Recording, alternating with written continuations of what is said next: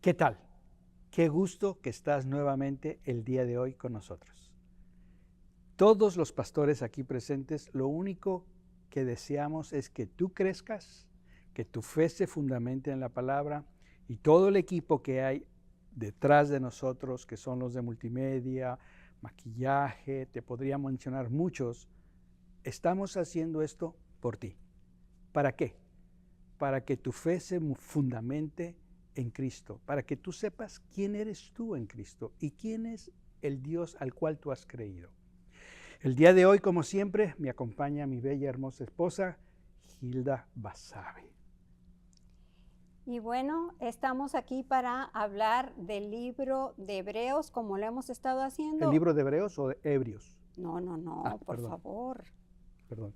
Hebreos. Hebreos capítulo 7 es con el que vamos a comenzar. Bueno, vamos a estar hablando en esta hora. Y cuando vi que nos tocó hablar de Hebreos 7, me quedé pensando, porque yo sé que es el capítulo que habla de Melquisedec, un personaje un tanto misterioso en la Biblia.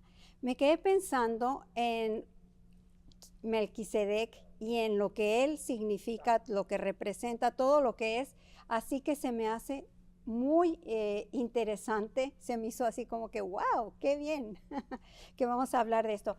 Pero yendo a lo que vamos a estar hablando, y sobre todo quiero establecer un preámbulo de lo que viene después, porque empieza con el capítulo 7. El capítulo 7 nos está hablando de un sacerdocio superior.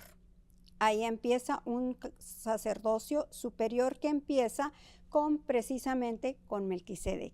El capítulo 8 hace hincapié en un pacto superior.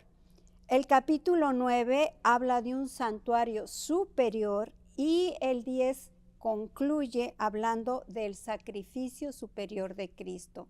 Entonces, todo esto es para darle la preeminencia a Jesús como lo que es superior y por encima de todo. Me haces recordar cuando empezamos en los caminos del Señor hace casi 39 años. Hubo dos libros que nos obligaron a estudiar y escudriñar, Romanos y Hebreos, que es la doctrina básica. Así es. Romanos es la justificación, o sea, Jesús nos justificó, y el libro de Hebreos es precisamente el sacerdocio de Cristo y cómo nos inspira a perfeccionarnos, ir más allá. Y creo que esto nos ha servido y me encanta lo que acabas de decir cuando estudiamos esto el día de hoy, entre comillas, porque tenemos años aprendiendo y seguimos aprendiendo. Así es. Y de eso quiero hablar hablando de aprender. Fíjate que noté que en Hebreos 6:20 dice, donde Jesús entró por nosotros como precursor, según el orden de Melquisedec, sumo sacerdote para siempre. Pero me llamó la palabra precursor. No sé si te había dicho de esta historia. En la antigüedad, en la época de los griegos, para que los barcos entraran a puerto, era necesario que se bajara una lancha y un marinero y se pusiera un ancla y él remara hasta el puerto. Porque cuando había marejada y los vientos eran muy fuertes, ese barco no podía entrar a puerto. No es como ahora que todo es computadoras y todo, ¿no? Entonces, entraba ese hombre remando con el ancla en la lancha para anclarla al puerto y con sogas iban jalando ese barco.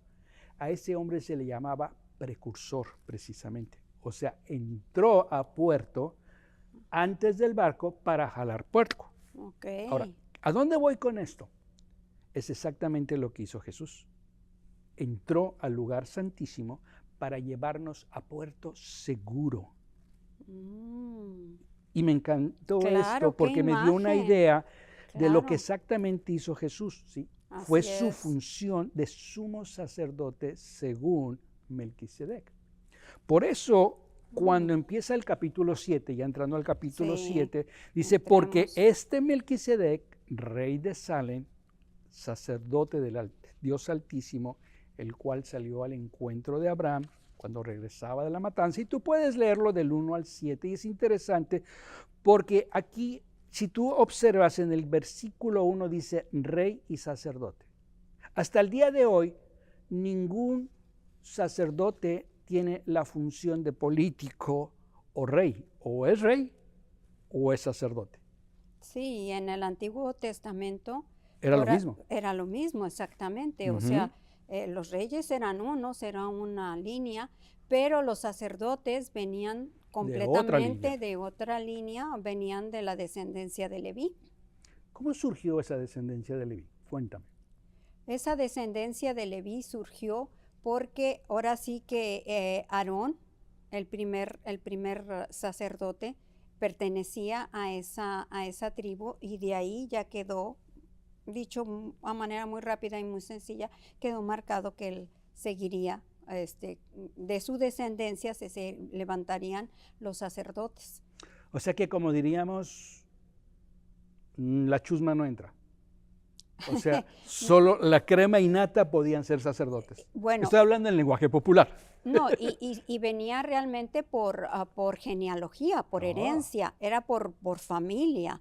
Nadie que fuera de la tribu, que no fuera de la tribu de Leví podía ser un sacerdote, o sea, no podía, tal vez que digamos que eras descendiente de la tribu de Rubén y tú querías ser sacerdote, no podías ser sacerdote, o no podías llegar y decir, pues Como en es mi que caso, Basabe, no no, pertenezco a ningún sacerdocio, no puedo. no puedo, no podrías decir como que yo siento el deseo, siento que Dios me llama a ser sacerdote, lo siento en mí.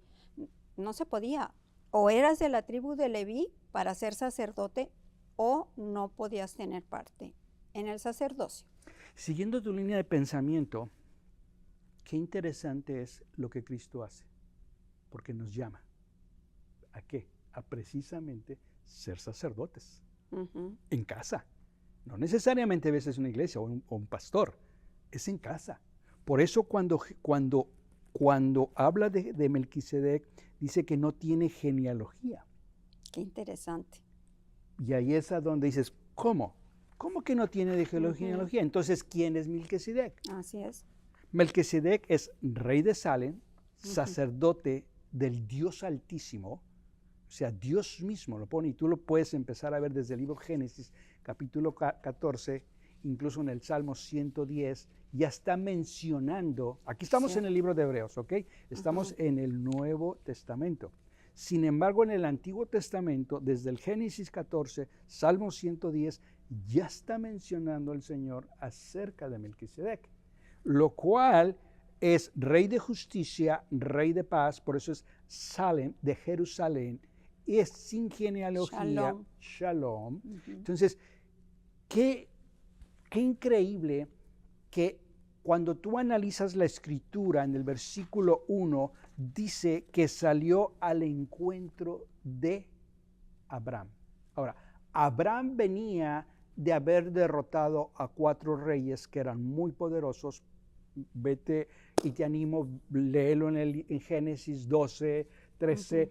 Qué interesante es porque él derrota con 300 soldados o compañeros de trabajo de él, derrota a estos reyes.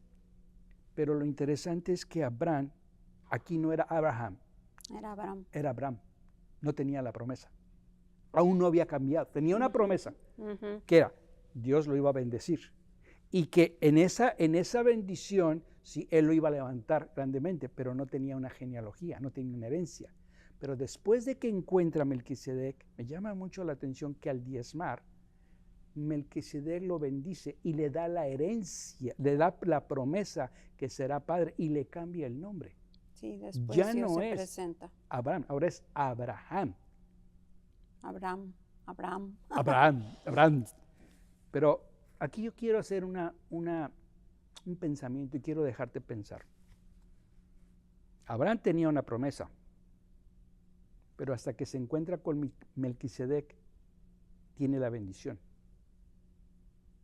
Y quiero pensar en lo siguiente. Muchas veces tú y yo conocimos de Dios, oímos de Dios. Pero hasta que conocimos a Jesucristo, pudimos ver la bendición. Precisamente como precursor nos llevó a ese puerto seguro.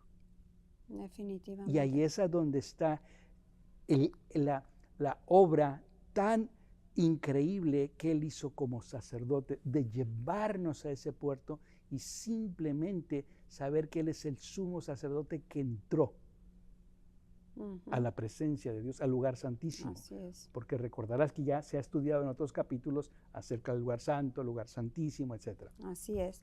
Y quiero retomar algo de lo que estás diciendo en cuanto a lo que significa Melquisedec, que es rey de justicia y que es también la palabra Salem, Shalom, que significa paz. Melquisedec es rey de justicia, así como rey de paz. Y es curioso porque justicia y paz se mencionan varias veces en la escritura y yo solo voy a mencionar 2 versículos donde está hablando de justicia y de paz ligadas las dos y me encanta esto. Isaías 32:17 dice, y el efecto de la justicia será paz y la labor de la justicia reposo y seguridad para siempre. Ahí está, el efecto de la justicia será paz. Qué interesante, ¿verdad? Unidas las dos cosas, justicia y paz. Salmo 85:10. La misericordia y la verdad se encontraron. La justicia y la paz se besaron. Qué versículo tan bello. Porque si te pones a pensar, yo me quedé meditando en esto y dije, claro, es muy lógico que cuando está la justicia de Dios, cuando tú te sabes justificado por Jesucristo, puedes vivir en paz. Solo cuando has sido, ahora sí que justificado por Jesucristo y sabes que Él te limpió de pecado, que Él ahora sí que vive en ti, puedes vivir en esa paz. Lo voy a aterrizar un poquito a una situación de un hogar. Yo como consejero escucho mucho que quieren paz en los matrimonios. Sí, así es. Pero no hay justicia. No hay justicia en la manera que se tratan, no hay justicia con los hijos, porque número uno, no han recibido la justificación que han dado a Jesucristo, no viven en esa justicia en su relación y respeto, por lo tanto no hay paz. O sea, haciendo mención de lo que tú estás diciendo, así es. y aplicándolo a algo tan simple que es una relación matrimonial, hasta en una compañía, una organización, etcétera, cuando hay justicia, ¿qué hay? Hay paz, confirmando lo que tú estás diciendo. Lo que nos dice la Escritura, la justicia y la paz se besaron, pero bueno. y continuando con nuestro estudio acerca del sacerdocio de Melquisedec, quiero hacerte una pregunta. ¿Cuál es la función de un sacerdote o la función de un pastor? Porque muchas veces, aquí estamos, ten en cuenta que no estamos hablando de un sacerdote como la figura que conocemos, sino estamos hablando del sacerdocio del Antiguo Testamento, donde tenía que hacer sacrificios aún por sí mismo, y que cuando moría él tenía que entrar otro nuevo, ¿sí?, que lo sustituyera. Sí. Pero en el caso de Melquisedec es para siempre. Ahora, ¿cuál es la función de un sacerdote? Es muy sencillo, es construir puentes. Porque cuando un sacerdote se escoge a sí mismo, solamente pensará en sí mismo, sea líder o quien sea. Pero aquel que está consciente que fue llamado por Dios y sirve al Señor, no se fija en sí mismo, sino se fija en los demás y actúa a favor de ellos. Que eso fue lo que hizo Jesucristo. Actuó a favor de nosotros. ¿A bien de qué? De que vivamos en la libertad y entender el enorme sacrificio que Él hizo como sumo sacerdote, presentándose a sí mismo con su sangre, para que pudiéramos vivir en libertad.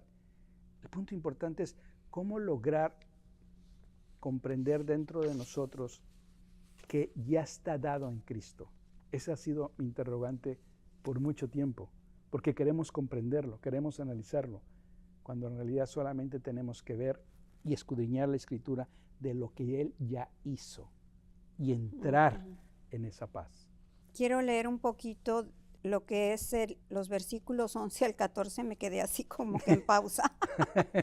Bueno, si pues, hablando del sacerdocio de Melquisedec, si pues la perfección fuera por medio del sacerdocio levítico, porque a base de él recibió el pueblo la ley, ¿qué necesidad habría aún de que se levantase otro sacerdote diferente según el orden de Melquisedec, y que no fuese nombrado según el orden de Aarón? Porque cambiado el sacerdocio, necesariamente ocurre también cambio de ley. Pues aquel de quien se dice esto es de otra tribu, de la cual nadie se dedicó a oficiar en el altar. Y aquí volvemos un poco a lo que mencionamos hace un momentito. Ujú. O sea, la realidad es que Jesús no viene de la tribu de Leví. Ujú. Jesús viene de la tribu de Judá. Y de la tribu de Judá nadie podía oficiar No. en el altar. No. O sea, hay un cambio aquí. Fue cambiado el sacerdocio. ¿Por qué? Porque la ley, y lo menciona Pablo, No te hace perfecto. la ley no te hace perfecto. No. La ley, y lo menciona por allá en Gálatas, dijo que la pusieron para que fuera como el ayo que nos llevara a Cristo. Y en cierta forma, en el ejemplo que decías como precursor, el ayo, yo recuerdo que en alguna ocasión escuché una enseñanza muy buena donde hablaban que la ley venía a ser como ese anillo que se le pone a los bueyes y Para jalarlo. para jalarlo, que se los ponen aquí en la nariz, y de eso los van jalando para que vayan en la dirección que quieren que vayan. Entonces, aunque la ley fue puesta, como decirlo, como ese ayo, ese anillo que nos jalaba como para que siguiéramos a Dios y obedeciéramos a Dios y pudiéramos mantenernos hasta cierto punto en santidad, en la realidad es que no es posible. ¿Por qué? Porque nuestra naturaleza pecaminosa nos terminaba, aunque el anillo nos quería jalar hacia lo que era la obediencia de Dios, la realidad es que nuestra naturaleza siempre nos terminaba desviando hacia el Por eso pecado. Jesús dijo, si oyeron a Moisés, me oyen a mí. Ujú, Si oyen la ley. ujú. Y siguiendo con lo que estás mencionando, que la ley no hace perfecto, por eso muchas veces caemos en el grave error de caminar en nuestra vida en Cristo bajo la ley. Por ejemplo, vengo a la iglesia, leo mi Biblia, hago esto, hago lo otro, hago aquello, Ayuno, pero oro. ayuno, pero sigo cayendo vez tras vez, tras vez, tras vez en la misma situación. Es que este enojo que tengo, esta ira, no logro quitármela. Es que no es Dios no me la quiere, no me ha ayudado a Ajá, quitármela. Dios no me la quita, Y ya yo le he pedido. sí, o sea, yo he querido, pero no. Ahí es a donde ahora entramos en esa sujeción de Cristo y nosotros somos los que refrenamos la carne con el poder del Señor. Ujú. Somos intencionales, porque la obra Él ya la hizo y ejemplo lo pone. O sea, por eso bien dices, la ley no hace perfecto. Y en estos años que tenemos de caminar el Señor, pues a ver, yo cometí el error de ser legalista en el pasado, creyendo que era así y así, pero no disfrutaba la vida, no disfrutaba Ujú. simplemente el reír. Se me salió un moco, perdóname, me río por el moco. O sea, no, era como que no, ¿cómo se te ocurre? Porque la vida en Cristo es libertad. Exacto, y qué bueno que lo tocas, porque esa libertad, y es algo que estaba viendo aquí en mis notas, ser libres de la ley no significa que somos libres para pecar. Eso. Significa, y tomen nota de esta frase porque a mí me revolucionó, que somos libres para hacer la voluntad de Dios. Somos libres para hacer la voluntad de Dios. Vuelvo a repetir, amor. O sea, la libertad que Cristo nos da no es una libertad para pecar y para vivir de una manera perdida. O sea, no somos libres para pecar. Somos libres para hacer la voluntad de Dios. O sea, puedo hacer la libertad de Dios. ¿Por qué? Porque no soy esclavo del pecado. Porque Jesús me liberó. Ese es su oficio como sumo sacerdote. Me liberó. La ley no podía llegar a ese lugar. No podía. ¿Por qué? Porque no había cambiado nuestra naturaleza. Nuestra naturaleza pecaminosa nos seguía llevando hacia lo mismo. Pero solo en Jesús, que vence como hombre, Él viene como hombre, y como hombre vence el pecado Y entonces nos regala esa victoria. Y al venir y morar en nuestro corazón, viene esa libertad de que ahora que la naturaleza pecaminosa, ahora sí que ha sido quitada, Ujú. no digamos que del todo, pero o sea, Cristo vive en Sí, nosotros yo tengo que seguir y trabajando. nos da la fuerza, nos da el poder del Espíritu Santo para llevar la naturaleza pecaminosa a sujeción. Y entonces que ahora soy libre para hacer la voluntad de Dios, para vivir una vida que a Dios le agrade. Hmm. Tú podrías decir verso 18, porque ciertamente queda anulado el mandamiento anterior por ser débil e Claro, inútil. así es, y ahí lo dice claramente. Por eso dice claramente en el versículo 21, ¿sí?, que él hizo un juramento, Dios, y le dijo, el Señor ha jurado, no cambiará, tú eres sacerdote para siempre, Ujú, para siempre. sí, Cuando logramos ver el cumplimiento de Cristo y su sacerdocio, o sea, que me lleva y está por mí, está a favor tuyo, está presto para llevarte al puerto seguro, como tú bien dices, con esa ujú, naturaleza donde ahora tú escoges hacer su voluntad. Porque muchas veces nuestra tendencia es quiero los beneficios tuyos, sí, pero quiero seguir haciendo mi voluntad. No es posible, ujú, no es posible. Tengo que hacer su voluntad con esa decisión, con esa libre albedrío de decidir sí, hacer su voluntad y ver que la bendición está ahí al alcance de la mano. cierto. No por mi conducta, sino por lo que Él ya hizo. Es como recibir el regalo que no merezco, pero que Él ya me lo dio. Que lo único que tengo que hacer es irlo y poseer lo que Él me ha dado. Así es. Hmm.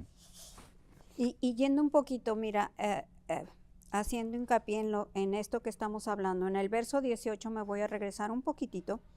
Dice, pues por un lado queda abrogado el mandamiento anterior a causa de su debilidad e inutilidad.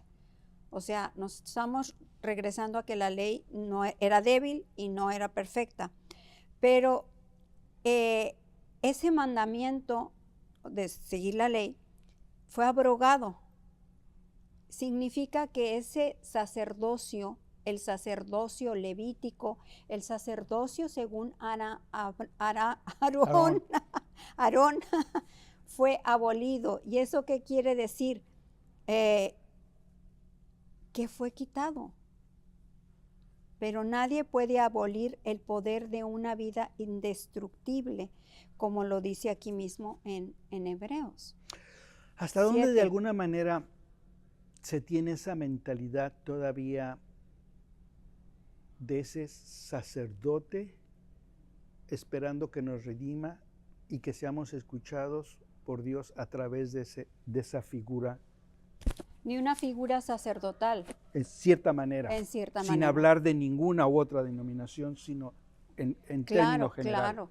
Sí, yo pienso que dices una gran verdad y yo pienso que eso sucede cuando no hemos visto realmente a Jesucristo como ese sumo sacerdote que es, ahora sí que al llegar Él, lo que sucedió fue que lo demás fue quitado, fue removido, lo que era el sacerdocio anterior fue removido. ¿Por qué? Porque por eso está diciendo aquí en el versículo 18, fue abrogado, fue abolido, fue quitado. Y si fue quitado, era porque no cumplía con una función. Y entonces llega Cristo. Y ahora es un sacerdote que vive para siempre. Para siempre. Y que se entregó en sacrificio una sola vez y que no tiene que volverlo a hacer. Y es el sumo sacerdote tuyo y mío que está en los cielos y que está intercediendo por nosotros ante el Padre. Esa es su tarea. Entonces, no hay más intermediario. Qué increíble. No hay más intermediario Ese es el punto. humano entre Dios y nosotros. No hay más intermediario humano. No tenemos que recurrir a alguien más para que nos lleve delante de la presencia de Dios, puesto que Jesucristo entró él mismo con su propia sangre ante el lugar santísimo y con su sacrificio lo consumó para siempre. Por eso en la cruz antes de morir lo dice, consumado es. O sea, está hecho, está concluido, está terminado. Solo tenemos que apropiarnos de eso y saber que Él es ese sumo sacerdote que tenemos en los cielos, y Él es el que intercede, está ahí, su presencia misma. No es que, y aquí hay algo bien que me llena y me emociona. No es que Jesucristo esté todo el tiempo, Señor, perdónalos, y mira, no es esa su función, como si Dios solo estuviera pensando en castigarnos. Claro. No es esa su función, simplemente Él está ahí y su presencia nos representa a nosotros. Ahí está, porque Él es esa oración, por decirlo así, Él es esa oración, Él es y ahí está. Y entonces su presencia delante de nosotros, su presencia delante del Padre es lo que hace su función. O sea, nos está presentando nuestras oraciones levantadas hacia Él y están en Él y están delante del Me Padre. haces reflexionar en este sentido y quiero lanzar esta idea y que lo pensemos, porque de eso se trata, pensar. ¿Por qué creo lo que creo? Muchas veces a nivel pastor me piden que ore por la gente. Y luego por una situación usted siga orando, ¿no? Ore por nosotros. Sí. Entonces yo me pregunto, ¿Dios tiene favoritos? Porque si Dios tiene favoritos, entonces no es justo. No, Él mismo lo dice, que no hace no tiene acepción favoritos. de personas. ¿Qué significa? Que Así es para todos. Y todo aquel que se acerca a Él se acerca a ellos. Así es. Entonces es Dios justo. Por eso está claro cuando dice en el verso 22, Jesús ha venido a ser fiador de un mejor pacto. ¡Ay, qué bien! Fiador de un mejor pacto. ¿Sí? No tiene que haber sacrificios y nuestra vida cristiana no tiene por qué ser de sacrificios. ¿Y puedo Claro, mi amor. ¿Puedo decir lo que significa fiador? Por favor. Significa uno que garantiza que los términos de un acuerdo se llevarán a cabo. Los términos. Uno que garantiza que los términos de un acuerdo se llevarán a cabo. Entonces, Jesús, esa es su tarea. Se cumple el verso 22. Es fiador. Es de alguien un que mejor garantiza pacto. que los términos de un acuerdo se llevarán a cabo. ¿De cuál acuerdo? Del nuevo pacto. Claro. Claro. Él es el fiador. Partiendo de la base que la ley no nos hace perfectos. Claro. Pero en Él nos hace perfectos. Claro. Por eso dice en Efesios, en Cristo estás completo. Punto. Por eso hablaba yo al principio que qué importante es que sepas quién eres tú, quién es Él y a quién has creído, para que tengas identidad y saber que tienes un sumo sacerdote. Por eso, verso 24, Él conserva su sacerdocio inmutable, o sea que no se mueve, puesto que permanece para siempre. Verso 25. Espera. Okay.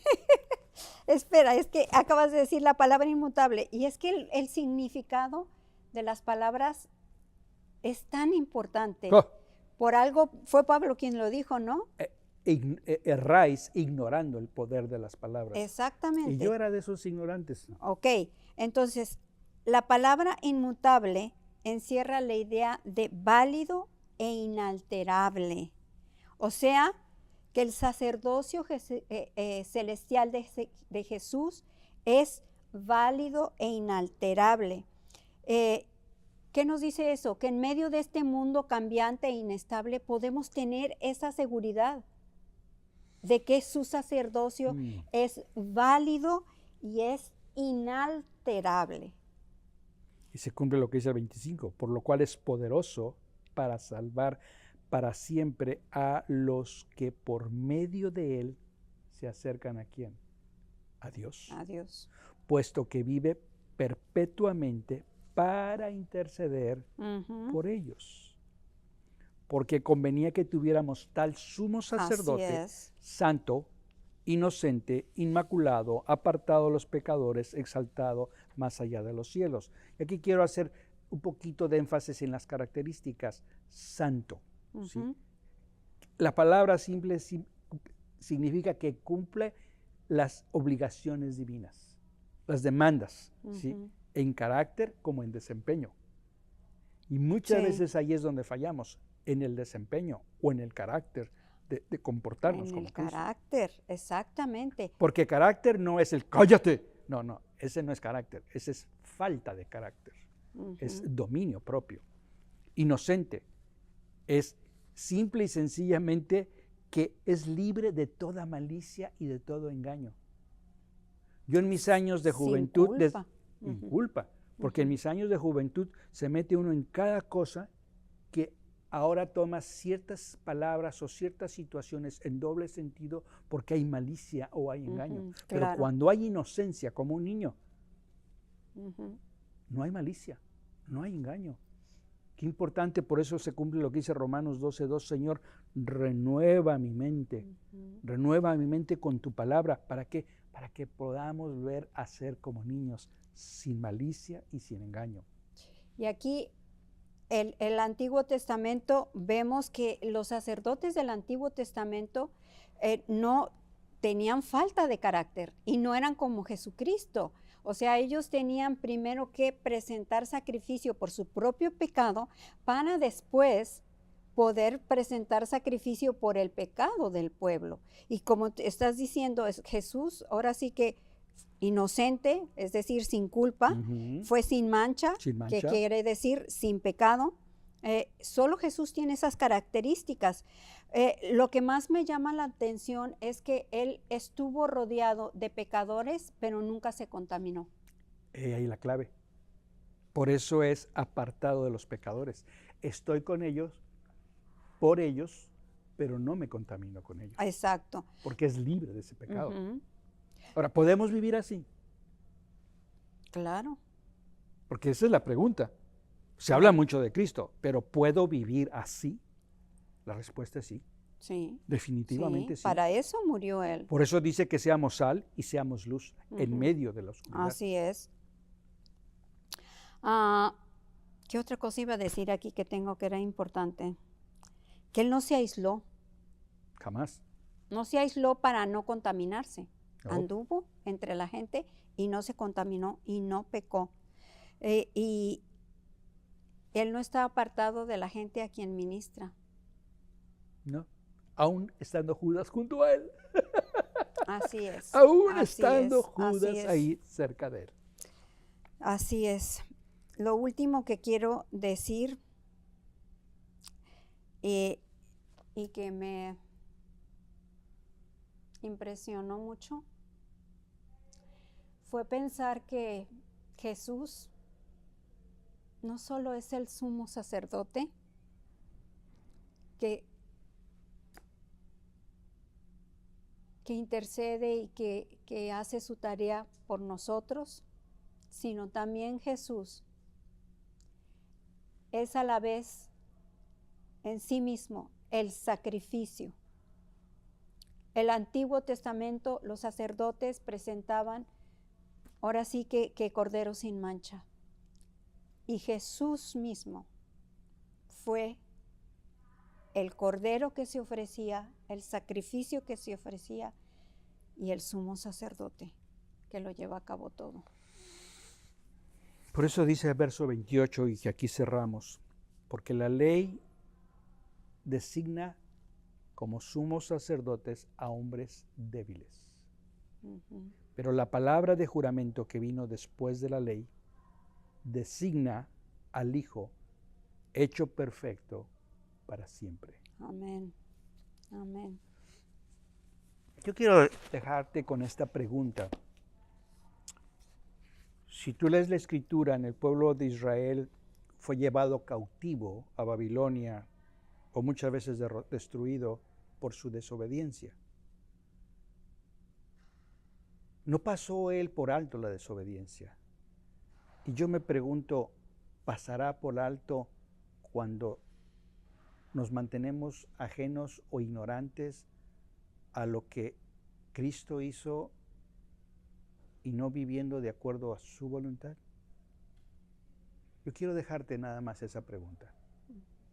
Por eso dice la Escritura, el día de la salvación es hoy.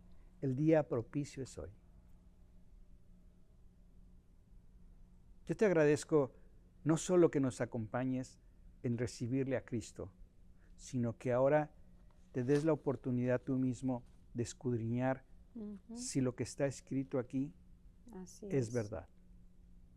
Yo te puedo decir con toda absoluta certeza que tenemos 39 años como individuos, 43 como matrimonio, pero hemos visto que esta palabra es verdad.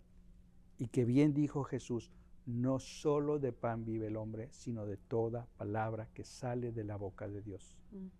Pero es algo que tú tienes que tomarte la oportunidad de leer. Ahora, la manera en la que te acercas a la Escritura determinará la respuesta. Si te acercas a ella con una actitud de crítica, la criticarás. Si te acercas a ella con una actitud de prejuicios, te mantendrás ajeno. Pero si te acercas a ella sabiendo que es palabra de Dios escrita para ti y promesas para ti, obtendrás esas promesas. Esa es solamente tu decisión. Por eso es nuestro ánimo que te des la oportunidad de decirle, Señor, en esta tarde o en esta mañana, yo te recibo en mi corazón. Ven a mi vida. Aquí está mi alma, aquí está mi vida. Reconozco que he vivido a mi manera, a mi estilo. Hoy puedo ver que tú, Jesús, entraste como precursor para llevarme a puerto, para llevarme al cielo con el Padre. Yo te doy mi vida, recibe mi vida. Una vida que no ha dado fruto, pero que en ti llevará fruto. Y te doy gracias. ¿Usted podría cerrar con una oración, mi amor? Claro. Padre, te damos gracias por este tiempo, te damos gracias por tu palabra, te damos gracias por tu verdad. Señor, aún hay tantas cosas que nuestra cabeza, Señor, nuestra mente no alcanza a comprender ni a discernir. Pero gracias, Señor, por tu Espíritu Santo. Gracias porque tú nos revelas. Te pedimos en esta hora, Señor, que nos reveles tus secretos escondidos, tus tesoros muy guardados, Señor. Que cada vez que abramos tu palabra y que nos dispongamos a leerla, Señor, seamos como cazadores de tesoros, Señor, que entremos con esa actitud de querer encontrar un tesoro que viene de ti. Gracias, Señor, porque al final de cuentas lo que tú ves es precisamente eso, la intención de nuestro corazón. Y es conforme a esa intención que tú te manifiestas y tú respondes. Gracias por bendecirnos a todos, a bendecir a cada uno de los que están viendo este estudio, Señor. Mandamos tu bendición a sus familias, a sus hogares, Señor, a todos sus seres amados. En el nombre de Jesús, amén. Amén. Y seguimos martes tras martes y te esperamos a bien de que crezcas. Que Dios te bendiga.